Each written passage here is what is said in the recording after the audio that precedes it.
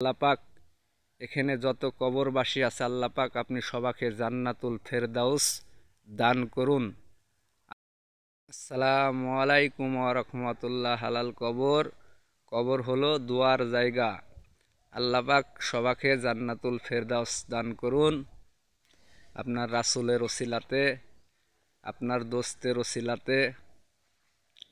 মানুষের সর্বপ্রথম ধাপ হলো কবর। এই কবর যদি সহজ হয়ে যায় আল্লাহ পাক প্রত্যেকটা জায়গা তার জন্য সহজ করে দিবে।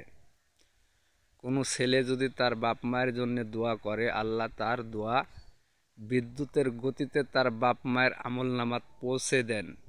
দোয়াটি হলো রব্বির হামহুমা কামা রব্বা ইয়ানি সাগীর। সর্ব উত্তম দোয়া, যেখান থেকে ইচ্ছে আপনি পড়তে পারেন। হুজুর পাক নূর রাসূলে আরবি হযরত মুহাম্মদ সাল্লাল্লাহু আলাইহি সাল্লামের ওসিলাতে, আপনার দোস্তের ওসিলাতে, আপনার বন্ধুর ওসিলাতে আল্লাহ পাক এখানে যত কবরবাসী আছে আল্লাহ পাক আপনি সবাকে জান্নাতুল ফেরদাউস দান করুন।